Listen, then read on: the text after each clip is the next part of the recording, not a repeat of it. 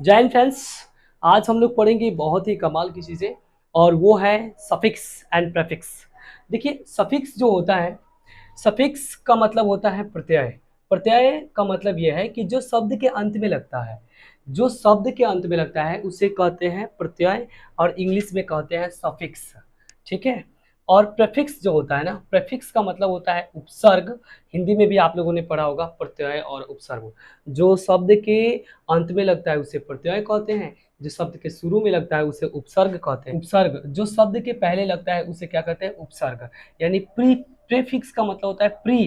Pre मतलब पहले, यानी पहले जब आकर के कुछ फिक्स हो जाता है ना, पहले आकर के कोई शब्द फिक्स हो जाता है, इसी को कहते हैं प्रीफिक्स। और जो शब्द के अंत में लगता है उसे कहते हैं सफिक्स। समझ में आ रहा है? तो चलिए वीडियो को शुरू करते हैं और कुछ वर्ड मीनिंग जानते हैं, कैसे आकर के कि उस वर्ड का अर्थ बदल देता है, कैसे शब्दों का अर्थ बदल देता है प्रीफिक्स और सफिक्स आकर के। चलिए यहाँ पे शुरू करते हैं हम लोग।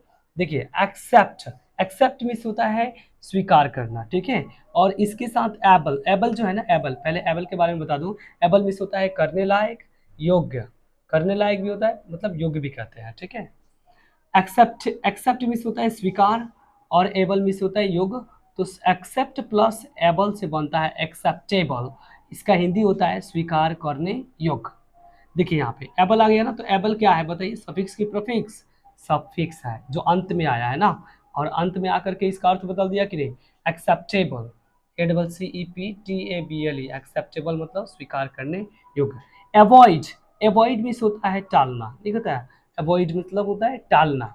और अवॉइड एबल मतलब होता है योग्य, एबल मीन्स योग्य। तो अवॉइड प्लस एबल से बना है अवॉइडेबल, जिसको हिंदी में कहते हैं टालने योग्य। अवॉइडेबल मीन्स क्या होता है? टालने योग्य। ठीक मिस, ब्रेक मिस क्या होता है? तोड़ना या टूटना।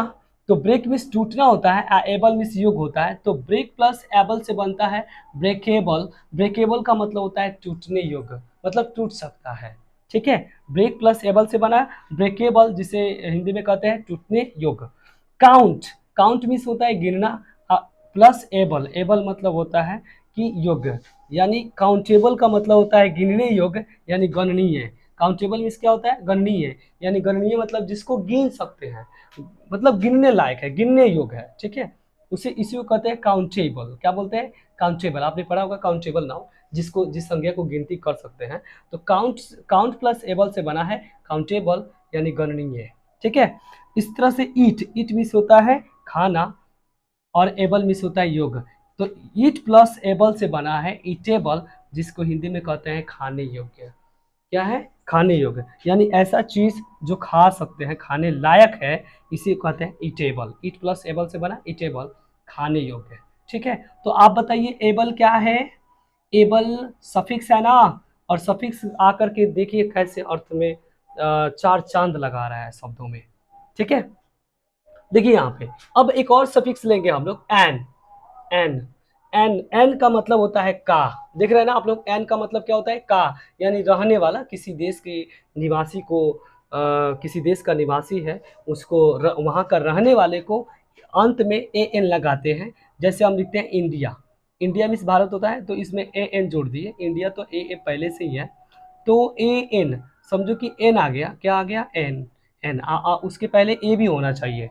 तो इन करके पूरे। अब हम जानते हैं प्रीफिक्स के बारे में।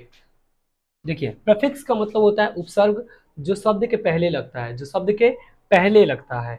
जैसे प्रीफिक्स, प्री मतलब होता है पहले। तो देखिए एंटी, एंटी मतलब होता है विरोधी। एंटी, एंटी सोशल, यानी समाज विरोधी, एंटी सोशल। अब यहाँ पे एक एंटी आ गया ना, ये प्रीफिक्स आ गया, प्रीफिक्स। और सोशल में समाज होता है, तो एंटी सोशल मतलब होता है समाज विरोधी।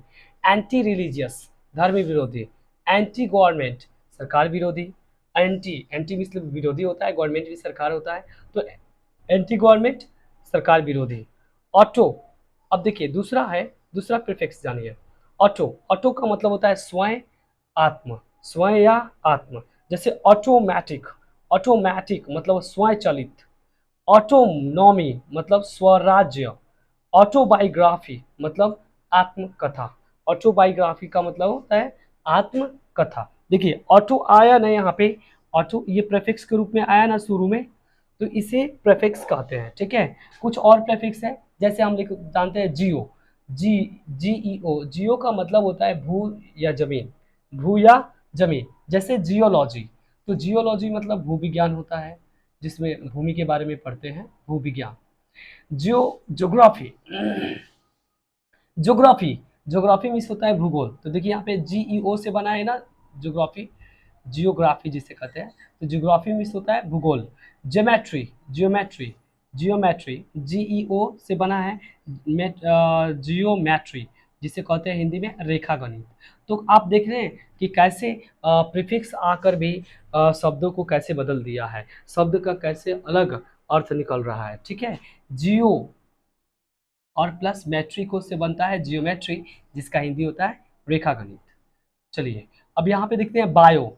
बायो का मतलब होता है जीवन, ये जीव या जीवन, जीव या जीवन। जैसे बायो से बना बायोलॉजी, तो बायोलॉजी का मतलब होता है जीव विज्ञान। जैसे बायो मतलब जीव होता है, लॉगी मतलब होता है अध्ययन करना, यानी इसी शब्द से बायो प्लस लॉगी से बना है बायोलॉजी, जिसका अर्थ होता है जीव विज्ञान। बायोग्राफी, बायो प्लस ग्राफी, यानी बायोग्राफी का मतलब होता है जीवन चरित्र, जीवन चरित्र। बायोग्राफी का मतलब होता है जीवन चरित्र। और बायोग्राफर, बायोग्राफर का मतलब जीवन चरित्र लेखक, जो जीवनी लिखता है ना, जीवन चरित्र लेखक जो होता है उसे कहते हैं बायोग्राफर। ठीक है, तो इस तरह से कैसे आप देखें कि प्रफिक्स और सफिक्स आकर के शब्दों का एक अलग रूप दिया है शब्दों को। तो इस तरह से और भी वीडियो आप लोग को कमाल की मिलेगी। बस हमारे चैनल को सब्सक्राइब कीजिए, लाइक कीजिए और साथ ही साथ कमेंट कीजिए। तो आज के लिए बस इतना ही, फिर अगले वीडियो में मिलते हैं, तब तक धन्यवाद।